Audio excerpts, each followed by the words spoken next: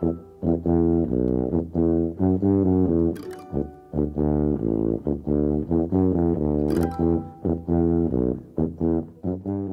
I'm Lil Rev, and I'm going to provide a little bit of commentary on Vayigash and just some of the things that I got out of it, some of the important points that come through to me. As many of you know, it is really one of the longest running commentaries in the Torah, so there are probably a million little aha moments or sparks contained in that portion.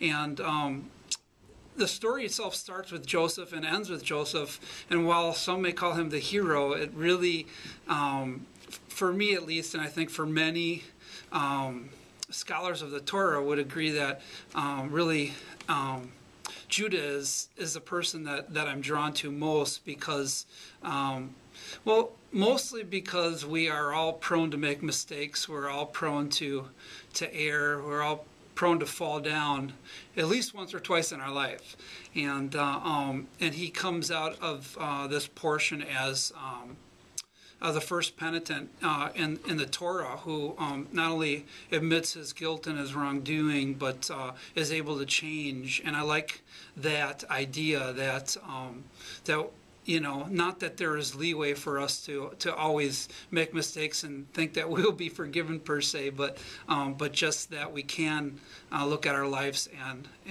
grow from it and truly evolve and see right from wrong. So there are a lot of different points here.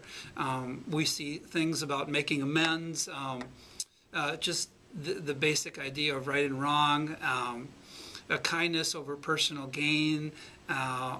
Man, just a million different things that come through with this. But I often think of Robert Frost, actually. I don't know why, but whenever I read this portion, I always think of Robert Frost. Maybe it's just a personal kind of thing. Who wrote, "Nature's first green is gold, her hardest hue to hold. Her early leaf's a flower, but only so an hour. Then leaf subsides to leaf, so Eden sank in grief. And dawn goes down to day, so nothing gold can stay." And while that seems to end on sort of like a tragic note, the silver lining of that is much like this portion, is that as a family settles in Goshen and is given this sort of revelation by God that not only would he bring them there, but he would bring them out. And all of these things that happen from beginning to end, there is the element that a silver lining provides us with an opportunity to make amends for the things we've done wrong. And so I'm going to sing for you all a song that I wrote called "God Don't Mind a Few Bum Notes Sometimes." And while I wrote this for people to hear and say, you know, you can sing along even if you don't think you're going to do a really great job, the message is much like this portion in that God loves a good story, and we all make mistakes. The important thing is to get back up.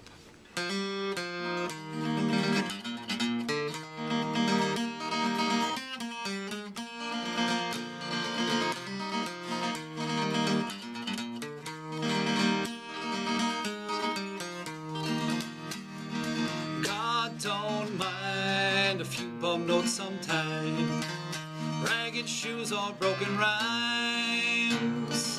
When you're feeling low, dig deep down in your soul. God don't mind a few bum notes sometimes.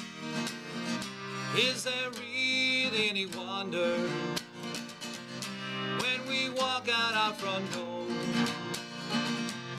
and we hear the sound of thunder? Maybe then we'll come to know God don't mind a few bum notes sometimes, ragged shoes or broken rhymes. When you're feeling low, dig deep down in your soul. God don't mind a few bum notes sometimes. Can't you hear the children singing, a reminder to us all? When your telephone ain't ringing, pick it up and make a call. Oh yeah, that's right. That's where everybody at home will be singing along right here with this part right now. sometime. Ragged shoes, all broken rhyme. When you're feeling low, dig deep down in your soul. God don't mind if you bum notes sometime. Was a fence I couldn't crawl under,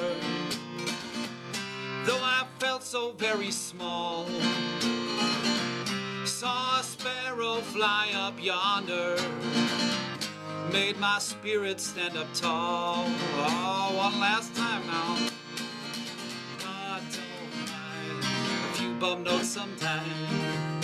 Ragged shoes, all broken rhymes. When you're feeling low, dig deep down in your soul.